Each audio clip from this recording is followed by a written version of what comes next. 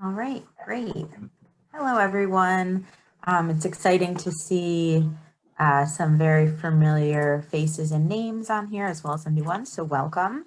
Thank you so much for joining us this morning. We are so excited to host this Homeownership as a Means for Poverty, Deconcentration in Urban Centers session.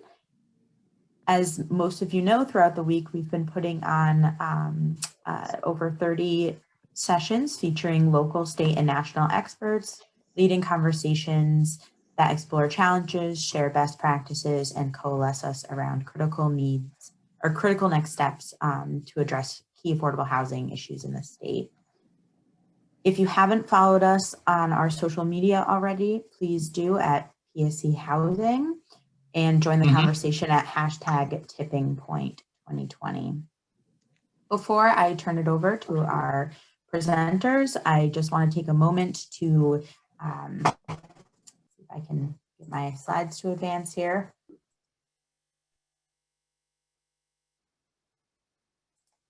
Take a moment to thank our leading sponsors, the Connecticut Housing Finance Authority and Melville Charitable Trust, and our collaborating sponsor, Connecticut Department of Housing, supporting sponsors, Housing Enterprises, Inc. and Whittlesey. All right, should have stopped my share. All right, so a few housekeeping items before we, I apologize. I forgot to mention that our session sponsor today is LISC. So thank you all to those sponsors for making this session possible. Housekeeping items, everyone has been entered as muted and with their videos off. If there is a time in the session that the presenters ask you to come off of mute, you would just need to select that option. This session is being recorded and will be made available following the session either later today or later this week. If you have any technology issues, please select the chat icon in your Zoom control panel and send them over to PSC Zoom meetings or Kaylee Pratt or Charlie Shaddix. Your presenters will let you know how they would like content questions to be asked during their session. And a few minutes before the session, you'll see two surveys pop up. One will be a feedback poll. And then we are also looking for folks to take a survey to help us better understand the needs of our communities and housing partners in affordable housing. So at the end of the session, you'll get a link for that. Please take a few moments to complete that. I'm excited to turn this over to our presenters. Melvyn Colon, go ahead. Hi, you can hear me and you can see me, right? Okay, good. Hi folks, good morning. I'm Melvyn Colon, Director of Southside Institutions Neighborhood Alliance, or SINA. And I'm really excited to engage with all of you. We're going to do a couple of presentations. I'm going to set a framework for today, and we'll have a presentation from my coworker here at SINA, Ionero, to talk about the programs that that align with the point of today's conference. And then we'll also have a presentation by Kevin Taylor from the Neighborhood Housing Services of Waterbury. We certainly look forward to your presentation, to your comments, and I think that there are opportunities for you to ask questions in the question and answer box. And at the end of this of the presentation, we'll save a little time to have a discussion on 3 specific questions that I would like to put to you. In the meantime, if there are opportunities for folks, Charlie or Kaylee, what are the best opportunities for folks to ask questions or make comments during the program? You can use the chat function at the bottom of your screen. Additionally, if folks wanted to come off of, if this is something that you want, Melvyn, if they want to come off of mute and share their video, they can select that option. we've been asking in some of the sessions for folks to put in the chat, that you want to ask a question. Can I come off of mute? All right, thank you. It's really up to you. Okay. Terrific, thank you. So let's begin. We wanted to move on to, let's see, here we go. All right, so can everybody see this? Yeah? Okay, so I want to start off with a little bit of an interactive exercise. If you know how to use your screen and you go down to the bottom, usually for reactions, and the feature for thumbs, and look for the feature for thumbs up, so that you're comfortable with that. And I want to just ask a question. Unfortunately, I won't be able to see your answers, so maybe this is an exercise that we can skip. But yeah, if you want to give us some indications on the chat or yeah, on the chat. And the question is basically, we have money for housing policy in Connecticut for different programs. For low-income families, we provide rental subsidies, or we provide housing in subsidized developments. We also provide funds for homelessness, and very sporadically, we also provide homeownership funds. How many think that the state should prioritize the development of homeownership opportunities in struggling cities?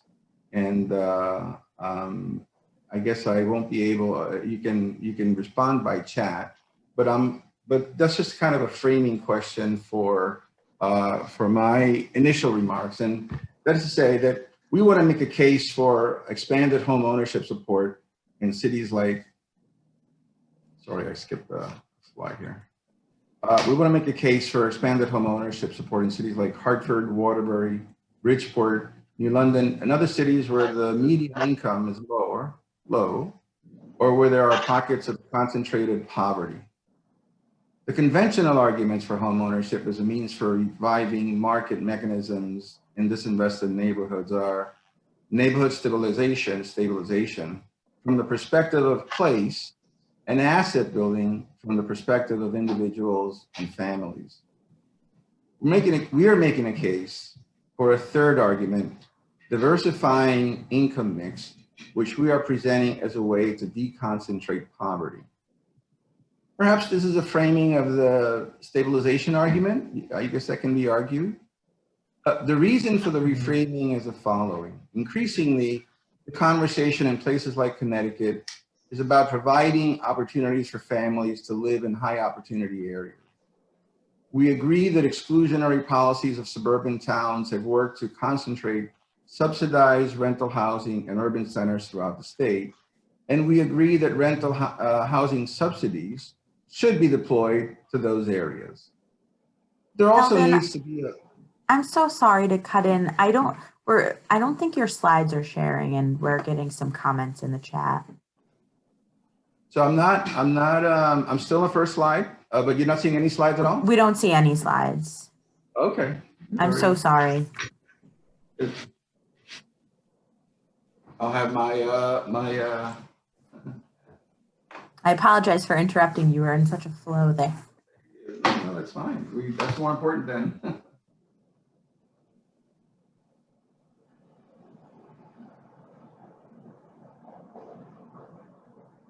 There it goes.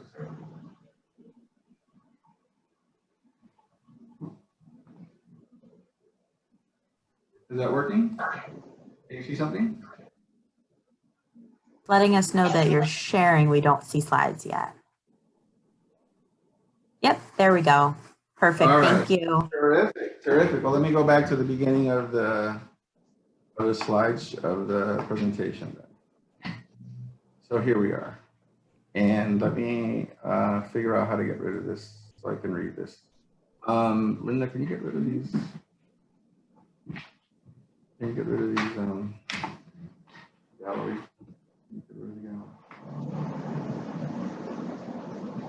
Oh, thank you. So just to try to follow the thread, try to keep up with the thread where I was.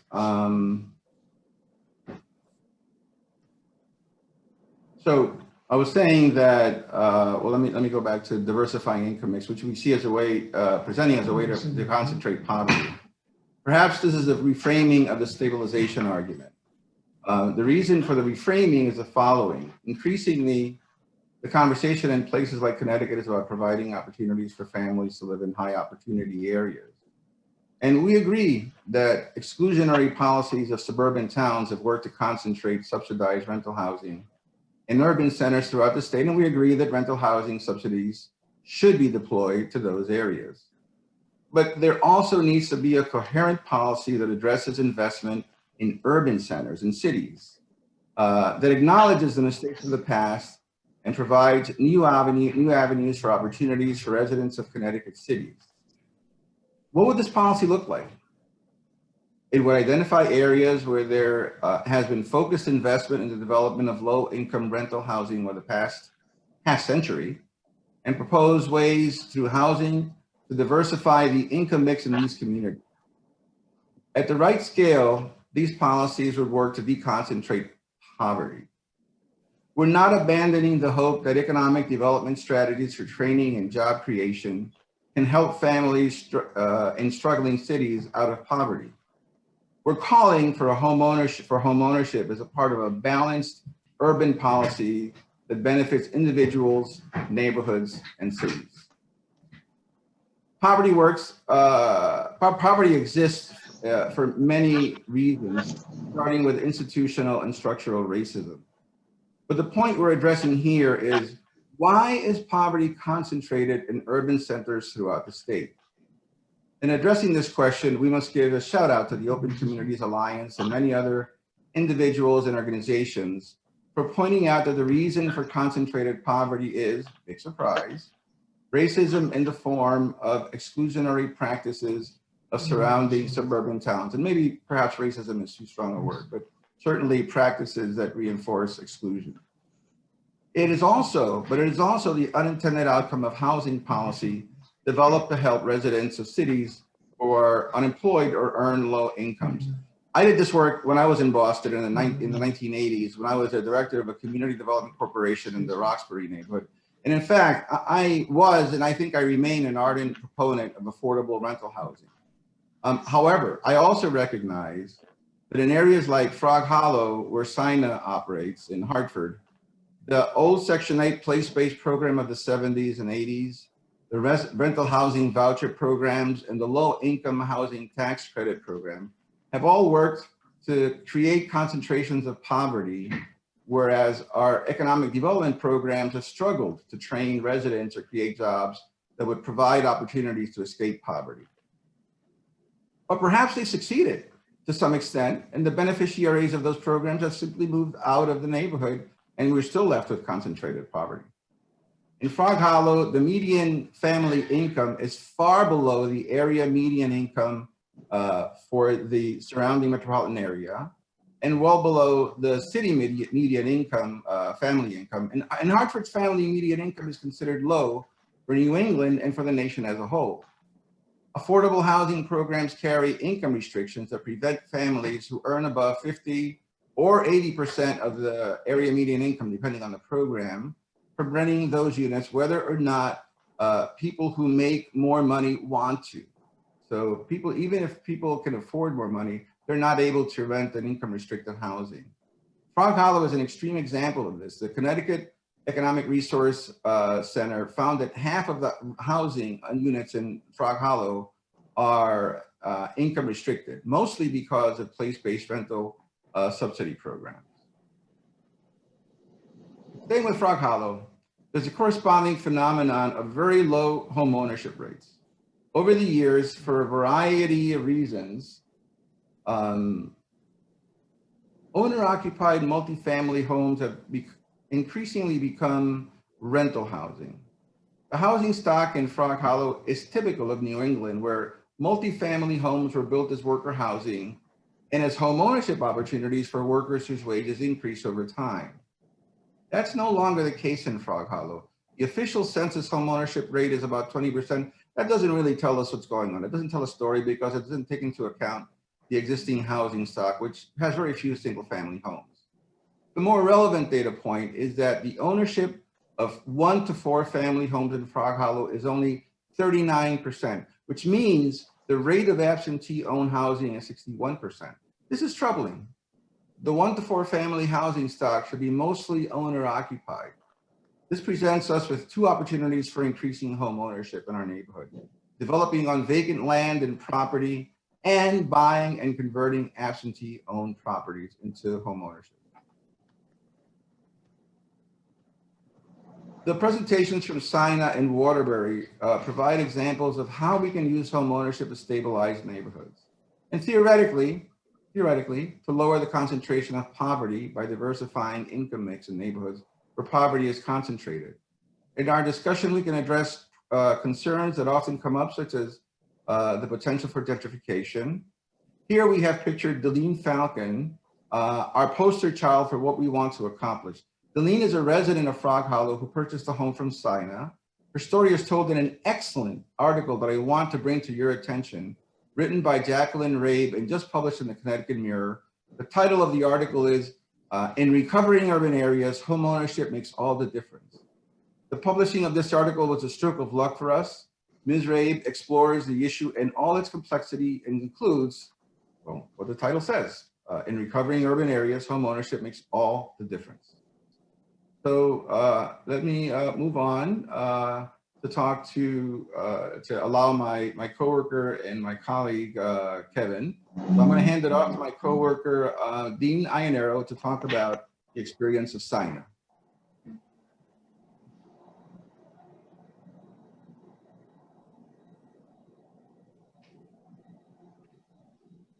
Dean's getting set up.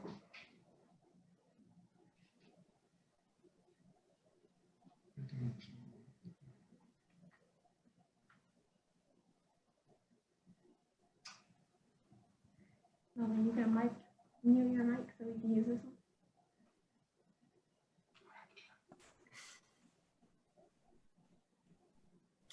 Good morning, everybody. 1 minute.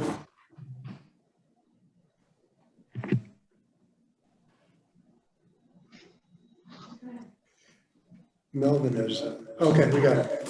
Good morning, everybody.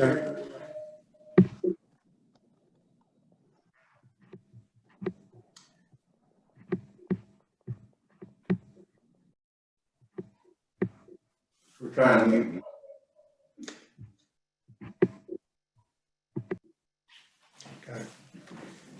Good morning, everybody. I'm Dean Iaiennaro from Sina. So what? Okay.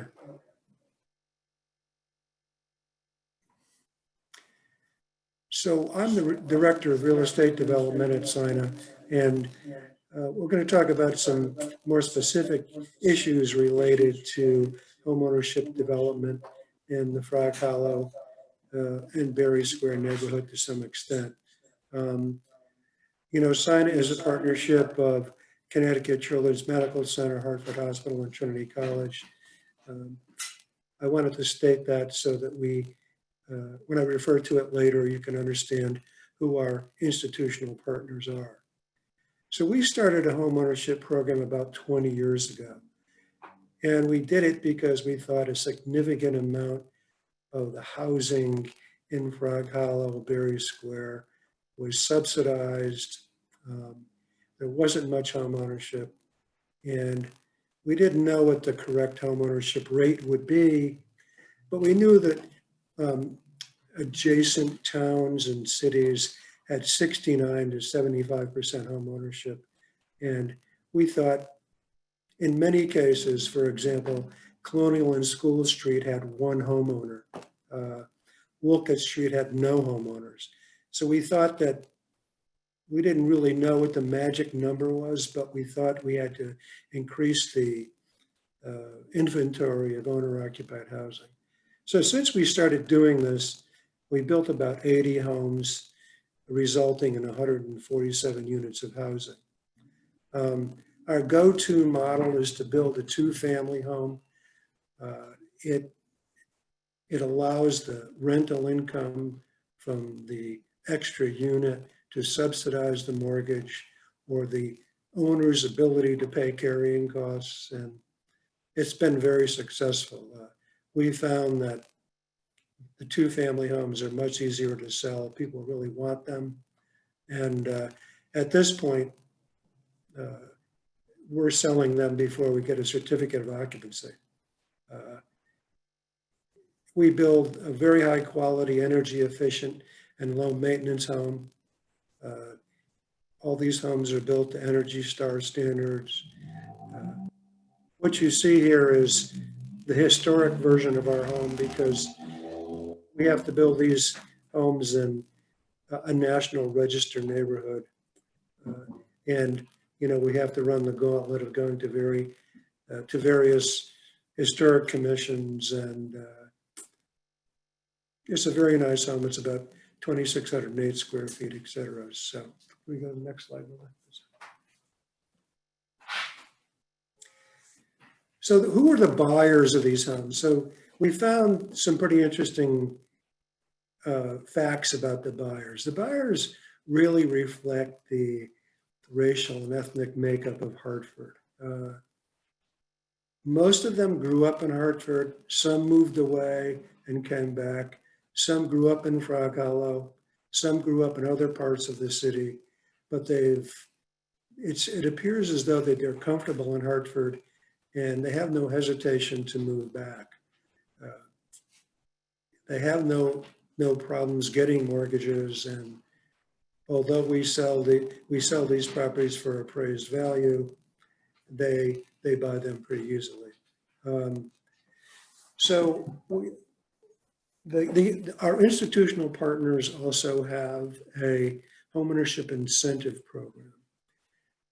So when I referred to our institutional partners before, that was the reason I wanted to kind of bring you back to it here. So they have programs for employees in good standing who wish to buy in a target area in South Central Hartford.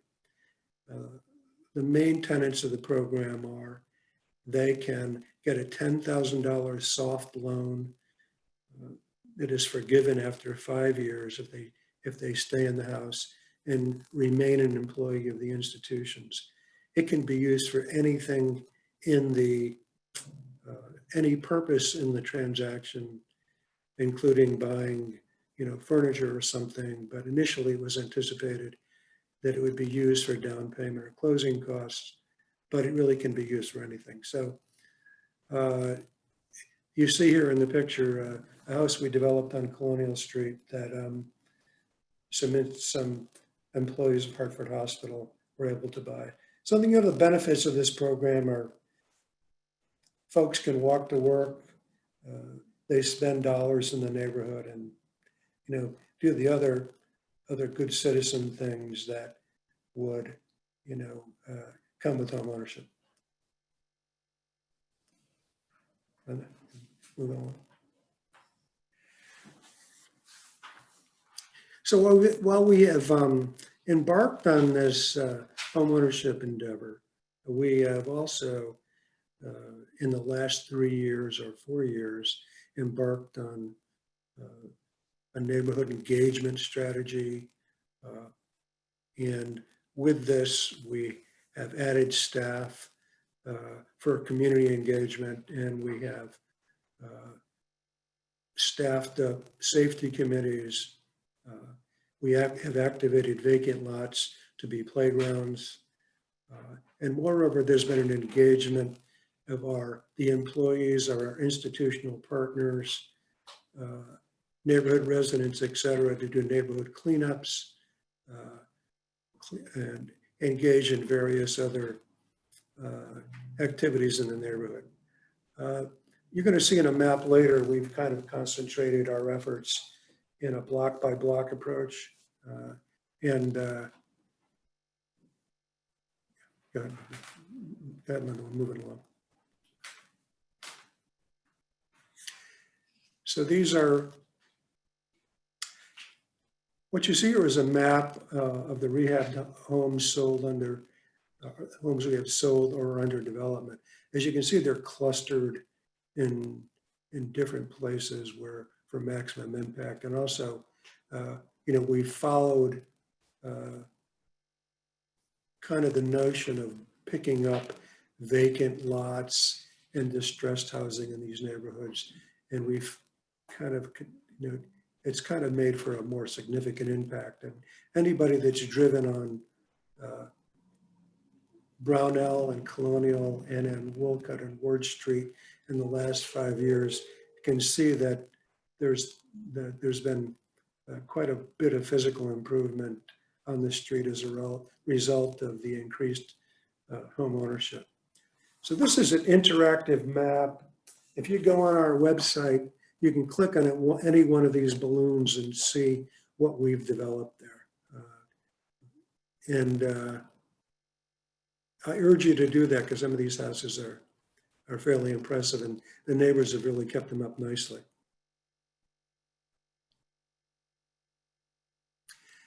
So one of our development focuses, okay.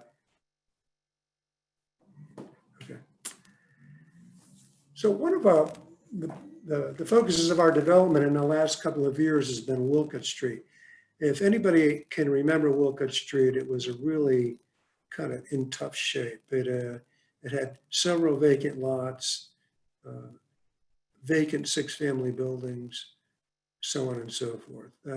So we have now, as of today, sold all the houses we developed on Wolcott Street, all the 2-family houses. And so we've introduced 16 new families into Wolcott Street, 8 homeowners and 8 renters in the houses that we've built there. And so we think we've increased, although you can see the note on the slide, we don't have hard empirical data on this.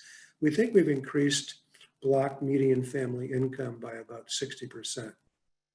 Now, in terms of the other, throwing into the mix the other families that live in approximately 33 units in the other remaining buildings on the street that we haven't interceded in, we've probably, if you did an analysis on it, we've probably raised the area median income in that street to between 45 and 50%.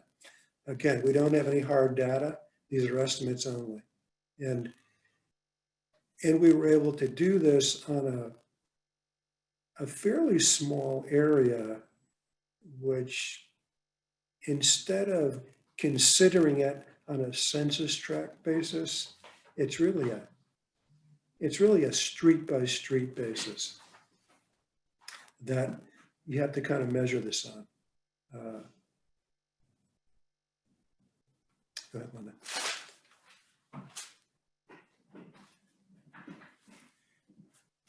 Yep, thank you, Dean. And I wanted to say one other thing. Before we move on, I wanted to say one other thing. Some of the not so obvious benefits to making an impact on these streets with home ownership, buying up the vacant lots, et cetera, is, when we started on Wolcott Street, it was a significant drain on city services such as police, fire, EMS, public works, so on and so forth. There was a lot of dumping, drug dealing, prostitution, so on and so forth. So although, again, we don't have the empirical data on this, what we do have is a sense that a lot of those public services are not drawn upon as much as they were previously. So I would guess, and we may do this with our new community engagement function, is we may start to measure the lesser, we start to measure the smaller incidents of police, fire, EMS, et cetera, on that street. I spend a lot of time on that street in the development of those homes, and I can tell you that when we started there 3 years ago, it was kind of a lot hotter there than it is now. Now it's not without its problems, but it's certainly a lot quieter. I'll stop talking now and introduce Kevin Taylor from Neighborhood Housing Services in Waterbury. Kevin? Good afternoon, everyone. Thank you for joining us. And I would just start off by saying pretty much of what Melvyn stated earlier is sort of the same situation that we're dealing with here at our organization and within our focus neighborhood, which is the Crownbrook neighborhood.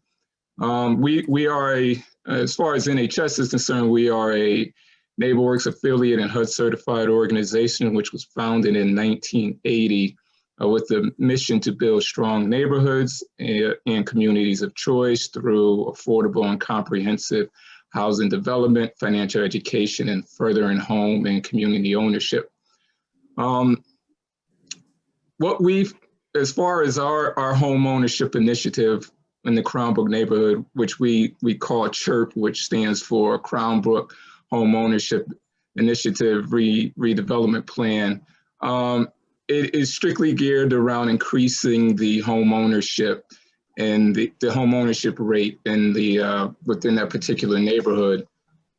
Just for a few stats regarding that neighborhood, right now, currently, it's the home ownership rate is 20.8%, and of course, the renter rate is 79.2%, with the median household income of approximately like $23,500.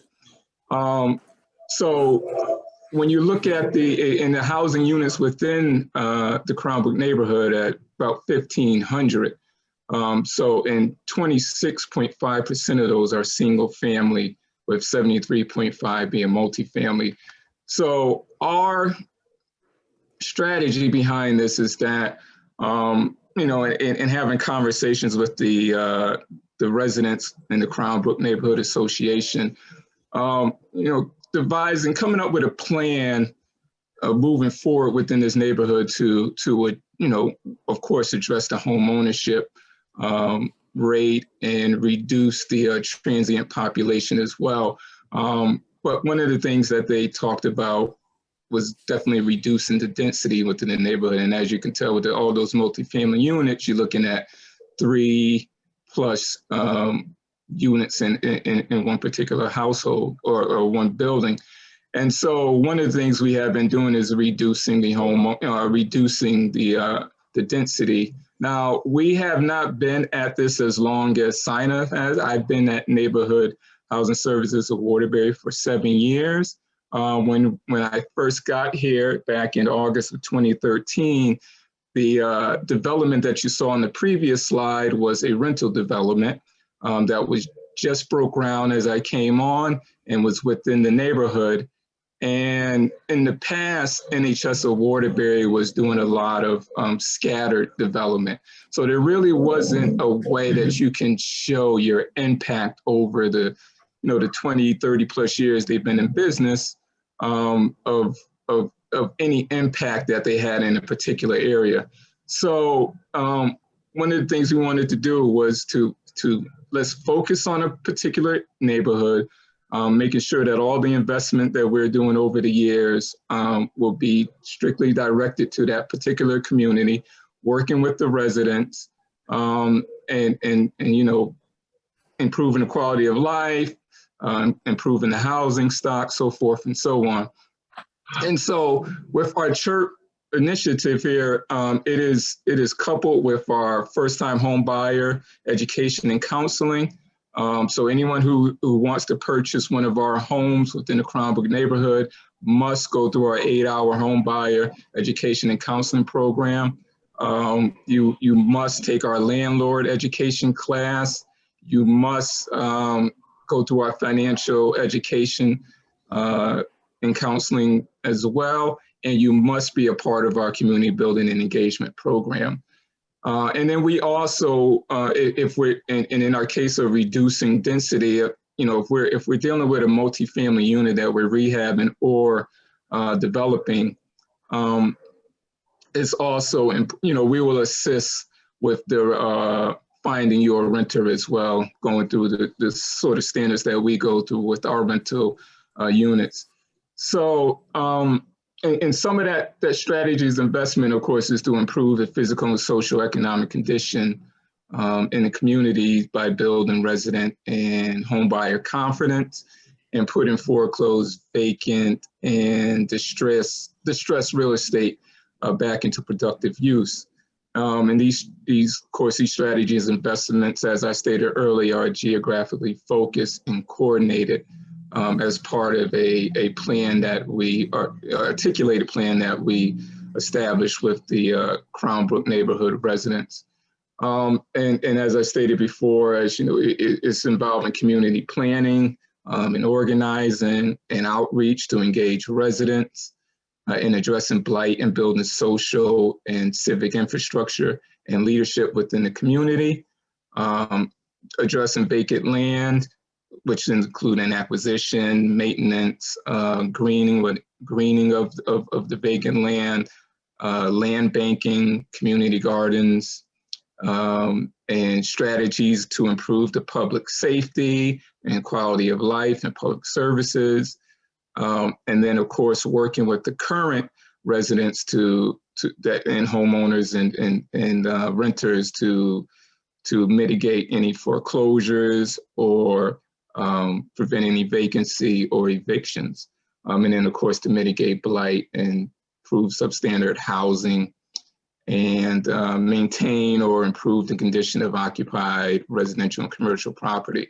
So, and my background is in architecture. I was in that field for many of years before I decided to get into economic development and finally here at this particular position. So as you can see from some of my slides here on the screen, we are pushing a contemporary modern aesthetic when it comes to our development. If it's brand new development, if it's rehab, then of course, we'll work with what we have, but then the interiors are modern and open floor plans with sustainable and durable materials, definitely reducing the homeowner's costs throughout the lifetime of the home. It's one thing to be able to afford a home at the beginning, but we also want to make sure that they can afford it throughout their time of owning it. And as Melvyn stated earlier too, one of our approaches is doing 2 units, because that rental component can help with the mortgage, and then at the end of the day also help with their day-to-day income, as to their savings and so forth. And so this, as I stated before, with our modern and contemporary design here is one that will start construction in the spring, which is a 2-family, which is at 145 Bishop Street. And if you can go to the next slide.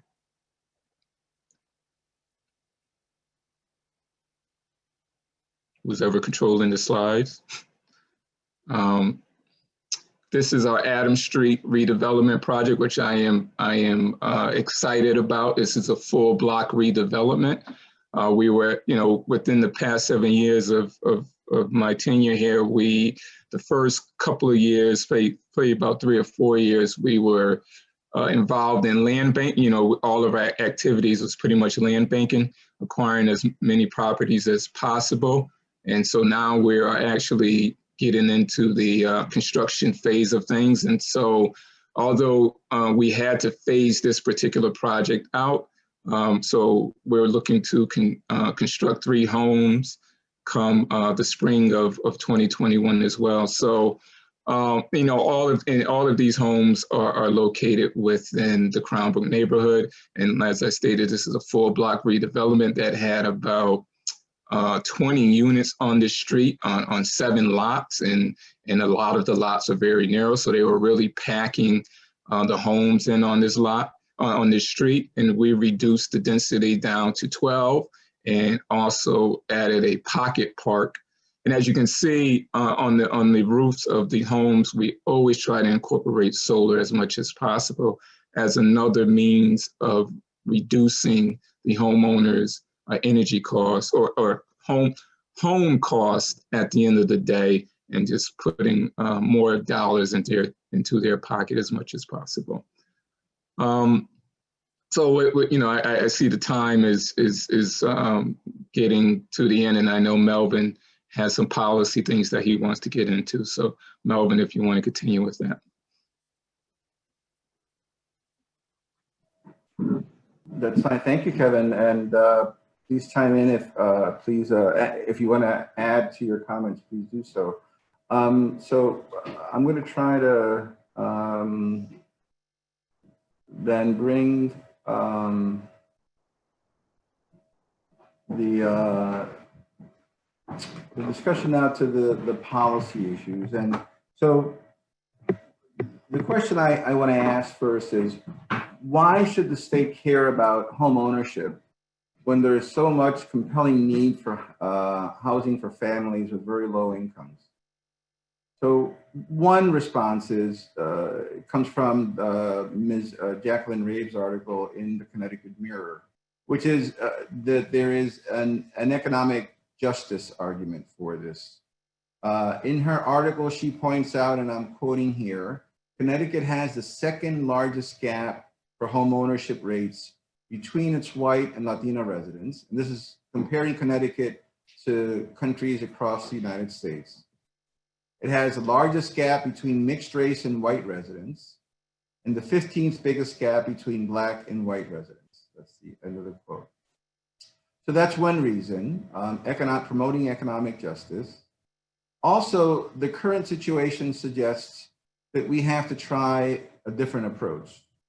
Continuing to invest in housing programs to benefit families that earn very low incomes is only perpetuating the problem of poverty concentration if that housing is located in neighborhoods where there's already a high percent of subsidized income restricted housing. We do not have what I would call a balanced urban policy for urban centers in the state, for very good reasons. The preponderance of our scarce housing dollars goes to help low-income families. However, the argument here is that a more balanced urban housing policy can begin to address some of the disparities in income distribution, address income inequality and poverty concentration. The state has taken tentative steps in this direction.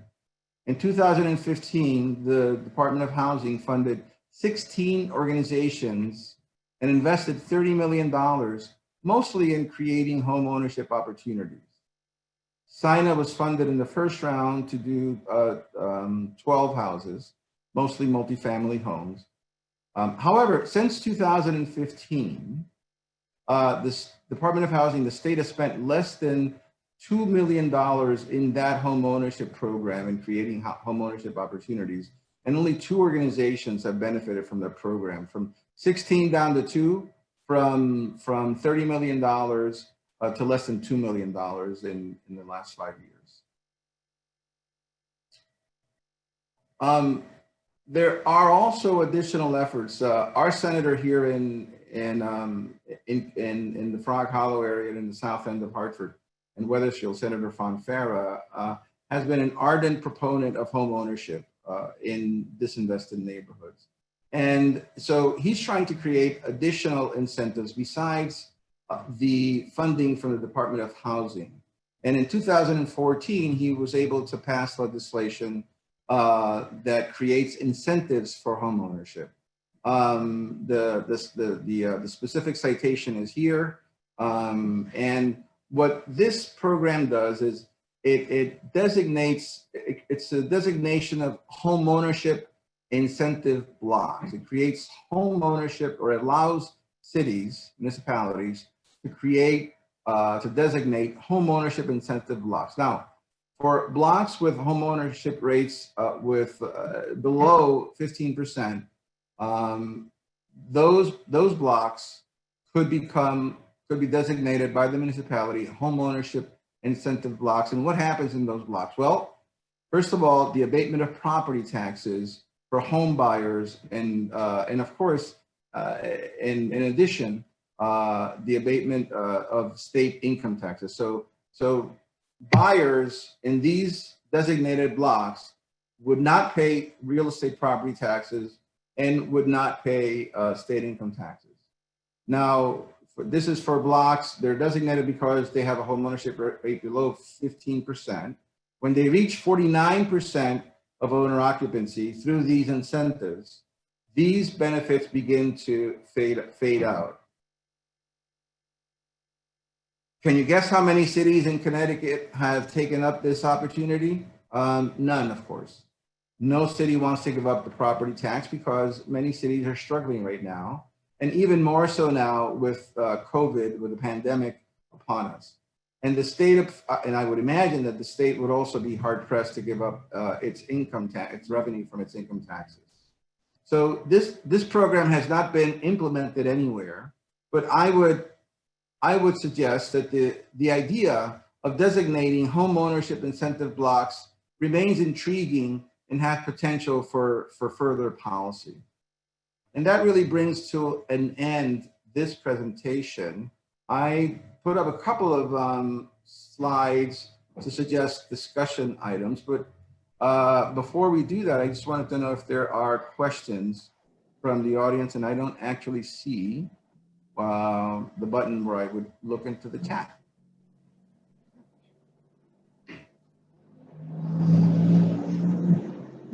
That's the topic.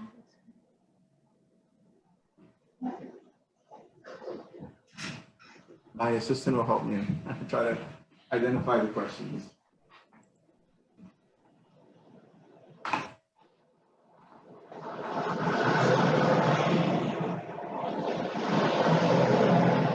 All right. So how do we incent from Haween Flexer to everyone? How do we incentivize smaller towns to take on these projects? Well, I think that there are a number of efforts that are going on. I'm part of the advisory committee of the Partnership for Strong Communities. There's also a movement that is headed by Sarah Bronin called Desegregate Connecticut. There's the Open Communities Alliance. So we have a number of efforts that are working on this issue at several different levels. Right now, we're trying to figure out where to focus our energies, because this really is a time with the Black Lives Matter protests, with the increasing awareness of racial disparities and racial injustice. We have a moment of opportunity right now to begin to make the case and to create these incentives for towns to take on rental housing and especially in high opportunity areas. And I hope I answered the question that you meant. I hope that was I hope I'm answering the question that you meant to ask. For the time being, I don't see any questions. So I'm going to ask my colleagues, both Dean Ionero and Kevin, to talk about, for example, affordability restrictions. Right now, the home ownership programs that the state provides limit our ability to sell houses to families that earn below 80% of the area median income. Because we're particularly sensitive to this because we work with 2 hospitals and a college, and we want to provide incentives for folks from those institutions to live in the neighborhood. The ones that many have tried and have not been able, and they will not be able to use our home ownership construction programs. So, Dean, what do you think about that, those affordability restrictions? Well, I think that A lot of folks that work in the institutions, have incomes that are slightly above what is permitted by the funding sources that you use to build these houses. Now, it's important to note, I don't want to digress significantly here, but when you get money from the state of Connecticut, you are compelled to sell homes to families that don't earn, depending on where you get the money, between 80 and 100%, or maybe 120% of their area median income. So it seems to me that we should kind of lobby to get that kicked up a little bit so that we could get folks into these homes that are making a little bit more money. Because I think that they spend the money in the neighborhoods for the most part and keep the properties up. And we'd also like to get some folks who work in local institutions to be able to walk to work and participate in the community in a lot of different ways. Kevin? Sorry. Yeah, I would Kevin, agree do you with that. have a particular feeling about the affordability restrictions? I would agree with what Dean stated. I think you're muted. You hear me? Yeah, I think one of the important things is, one of the things we strive for is that Kevin, I think you're muted. I can hear him. Oh, okay. It's important that we have a good mix of income within the community. And so, some of the points that Dean stated are, I definitely agree with. Also what I find in the short time I've been doing this, but that, for instance, with our rental development, we had someone who, started to make more money over the years, and due to the restrictions as far as income was concerned on the rental development, they had to move out. Now, fortunately, they made enough, and they went and bought a home within another neighborhood. But there's sort of just these instances where you have people who would like to stay within the neighborhood that they are living in, or would like to buy within the particular neighborhood, especially with some of the homes that I showed you. There has been a lot of interest in some of those new developments, but, kind of just fall out of those affordability restrictions or income limits. So I'm just echoing what Dean stated earlier.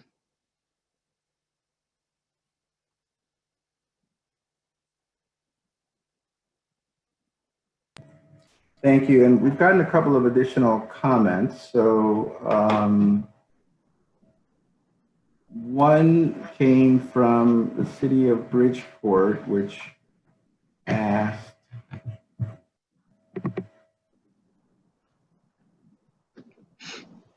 you're able to see these comments better than I am, but let me see if I can rescue these. Let me see if I can get back to these.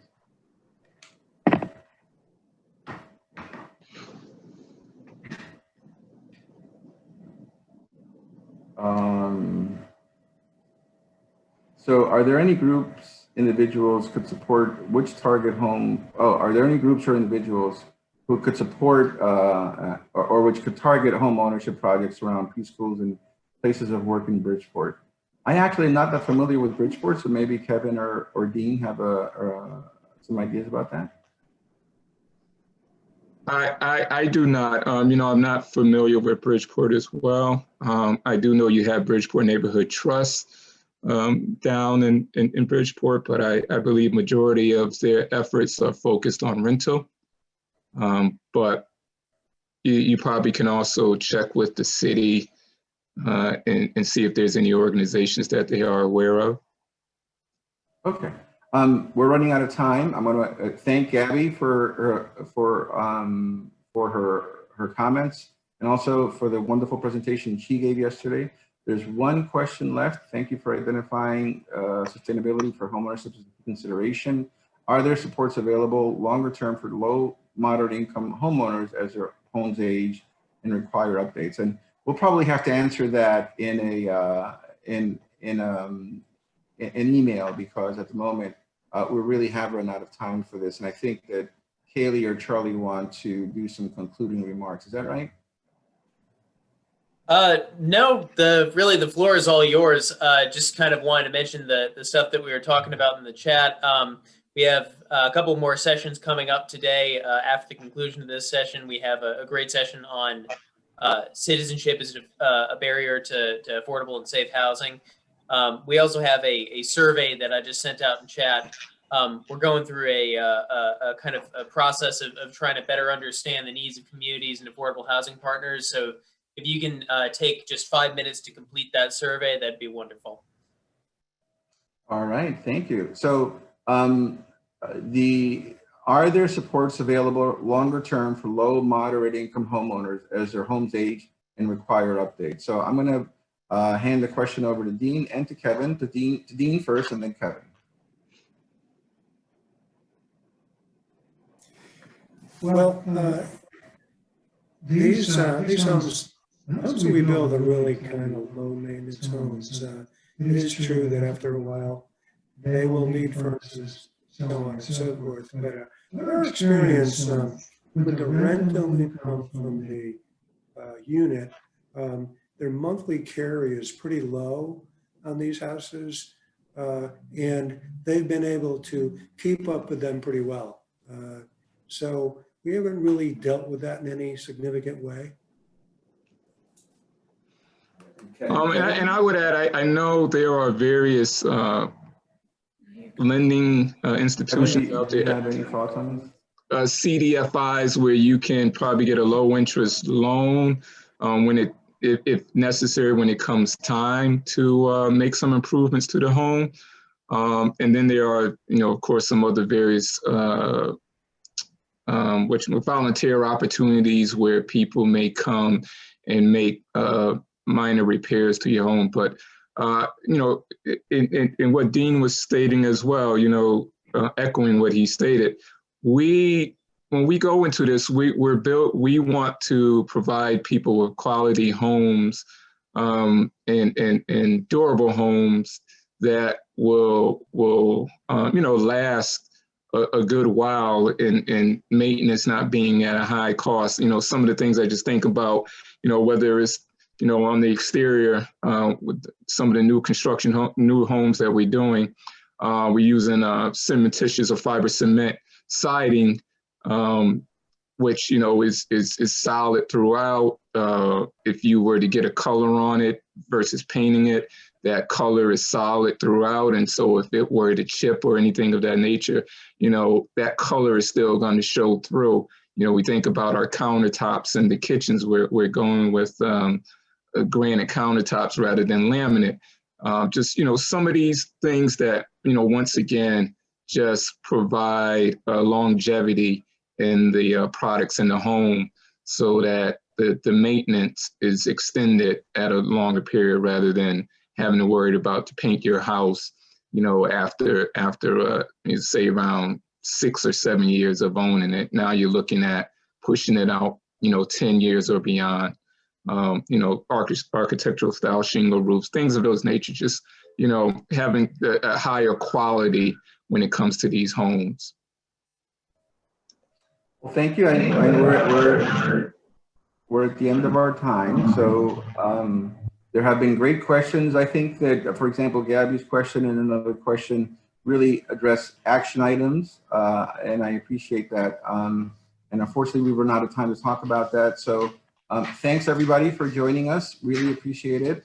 And this has been a great conference, and I hope you got a chance to participate in other workshops. I heard Alan Malik's presentation this morning, which was fantastic. So please, thank you for participating.